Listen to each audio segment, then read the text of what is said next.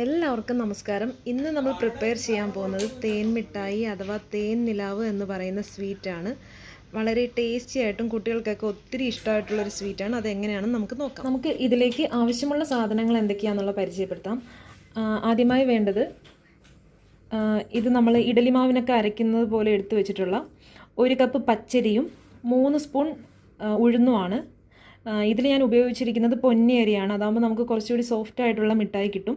അതിനുവേണ്ടി ഉപയോഗിച്ചിരിക്കുന്നത് നമുക്ക് മാർക്കറ്റിലൊക്കെ ലഭ്യമാകുന്ന പൊന്നി അരി അല്ലെങ്കിൽ ഇഡലി അരി എന്നൊക്കെ പറയാറുണ്ട്. അതും അതായത് 1 കപ്പ് പൊന്നി അരിയും 3 സ്പൂൺ ഉഴുന്നുമാണ് നമ്മൾ എടുത്തിരിക്കുന്നത്. പിന്നെ നമുക്ക് വേണ്ടത് 1 കപ്പ് പഞ്ചസാര. അത് മധുരം അതിനനുസരിച്ചിട്ട് നമുക്ക് യൂസ് ചെയ്യാം. ഓരോരുടെ ആവശ്യത്തിനനുസരിച്ചിട്ട് 1 കപ്പ് പഞ്ചസാരയാണ് ആവശ്യം. പിന്നെ ഏതെങ്കിലും ഒരു ഫുഡ് കളറാണ് ഇവിടെ ഉപയോഗിച്ചിരിക്കുന്നത്. ഈ ഫുഡ് കളർ ഇല്ലെങ്കിലും കുഴപ്പമില്ല. പിന്നെ വേണ്ടത് ഒരു ബേക്കിംഗ് പൗഡറാണ്. അതൊരു 1/4 ടീസ്പൂൺ മതിയാവും, ഏതെങ്കിലും ഒരു ബേക്കിംഗ് പൗഡർ.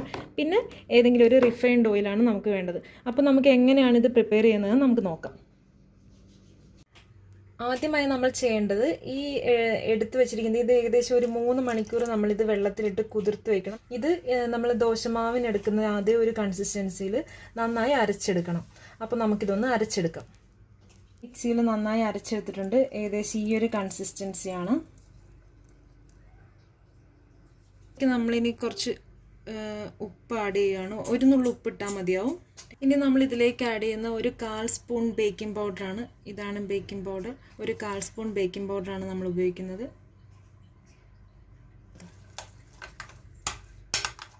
ചെയ്യുന്നത് ഒരു ലേശം ഫുഡ് കളറാണ്. ഇതത്ര ഹെൽത്തി അല്ല. ഇത് ഉപയോഗിച്ചില്ലെങ്കിലും കുഴപ്പമില്ല. നമുക്ക് ജസ്റ്റ് ഒന്ന് ആഡ് ചെയ്ത് നോക്കാം. ഇതിൻ്റെ കളർ നല്ല റെഡ് കളറാണ് എടുത്തിരിക്കുന്നത്. നന്നായി മിക്സ് ചെയ്ത് കൊടുക്കുക. ഏകദേശം ഒരു ലൈറ്റ് റോസ് കളറാണ് ഇത് മിക്സ് ചെയ്യുമ്പോൾ കിട്ടുന്നത്. പക്ഷെ നമ്മളിത് കുക്ക് ചെയ്ത് കഴിയുമ്പോൾ കറക്റ്റ് ഒരു കളർ കിട്ടുന്നതാണ്.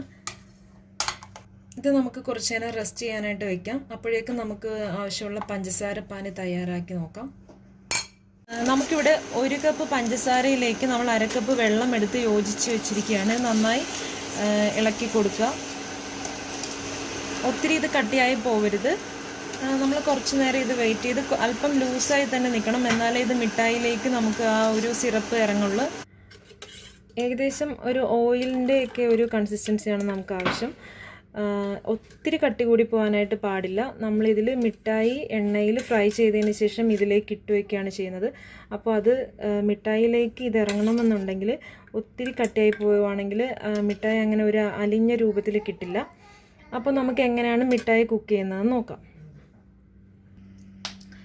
നമുക്കിതിനായി ഇതുപോലൊരു നോൺ സ്റ്റിക്ക് പാൻ ഉണ്ടെങ്കിൽ അതെടുത്തതിന് ശേഷം അതിലേക്ക് ആവശ്യത്തിന് ഓയിൽ ഒഴിച്ചു കൊടുക്കുക. ഞാൻ എടുത്തിട്ടുണ്ട്. ഇങ്ങനെ ഒരു ചെറിയൊരു അപ്പച്ചട്ടി ഉണ്ടെങ്കിൽ അതായാലും മതി. നമുക്ക് അതിൽ തന്നെ ഈ മിഠായി കുക്ക് ചെയ്തെടുക്കാവുന്നതാണ്. ഇത് നമുക്കിങ്ങനെ ഒരു സ്പൂണോ തവിയോ കൊണ്ട് കുഞ്ഞു കുഞ്ഞ് ബബിൾസായിട്ട് വീഴുന്ന രീതിയിൽ ഒഴിച്ചു കൊടുക്കാം.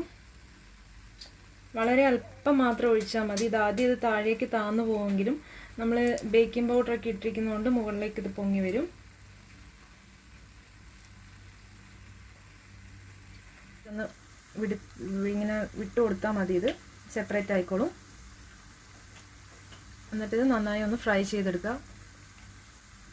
ഒരുപാട് മൊരിഞ്ഞു പോകുന്ന രീതിയിൽ ഫ്രൈ ചെയ്യരുത്. അപ്പോഴേക്ക് ഈ പഞ്ചസാര പാനി ഇതിൻ്റെ ഉള്ളിലേക്ക് കയറില്ല.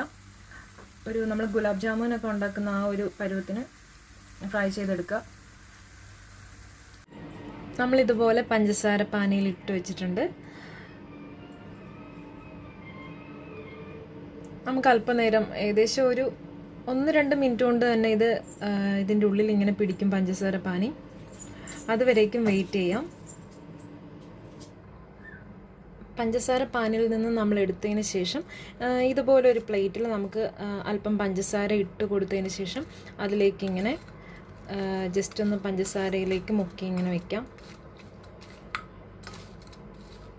അല്ലെങ്കിൽ നമ്മൾ ഈ മിഠായി എടുത്ത് വെച്ചതിന് ശേഷം അതിൻ്റെ പുറത്തേക്ക് അല്പം പഞ്ചസാര തൂവി കൊടുത്താലും മതി. പിന്നെ ഇത് പരസ്പരം ഒട്ടുകയൊന്നുമില്ല.